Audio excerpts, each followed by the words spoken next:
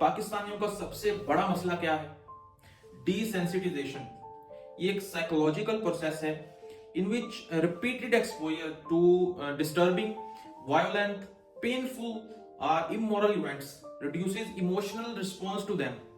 आसान भाषा में, जब कोई गलत काम इतनी बार हो कि वो गलत लगना ही बंद हो जाए, तो ये डिसेंसिटाइजेशन है। और ये कोई एक रात का प्रोसीजर नहीं है, एक रात का इवेंट नहीं है। इसलिए शुरू में जब कोई गलत काम हो, हमें उस पे सदमा महसूस होता है, हमें उस पे गुस्सा भी आता है, हमें उस पे दुख भी लगता है। लेकिन जब वो बार बार हो तो वही सदमा बेहिसी में कन्वर्ट हो जाता है, वही गुस्सा मजाक में कन्वर्ट हो जाता है, और वही दुख इसमें कन्वर्ट हो जाता है कि ये तो नॉर्मल सी बात है, ये होता ही रहता है। तो ये जज्बाती मुर्दापन, डिसेंसिटाइजेशन है।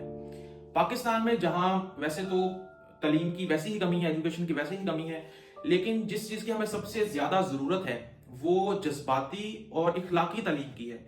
हमें स्कूल, कॉलेजेस, यूनिवर्सिटीज में ये बता दिया जाता है कि हमने आगे जाके पैसे कैसे कमाने हैं, हमने एक वो भीड़ में कैसे शामिल होना है, हमने हुक्म कैसे मानना है, लेकिन हमें ये नहीं सिखाया जाता कि हमने किसी के दर्द को कैसे महसूस करना है, हमने तकलीफ को कैसे हैंडल करना है, हमने किसी के साथ हमदर्दी कैसे दिखानी है, हमें ये नहीं सिखाया जाता।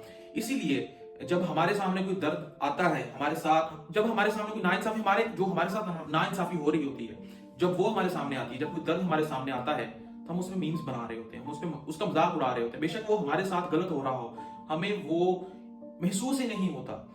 तो फिलोसफी में इसे मॉरल नमनेस कहते हैं। इसमें इंसान नम हो जाता है, इसे महसूस ही कुछ नहीं होता।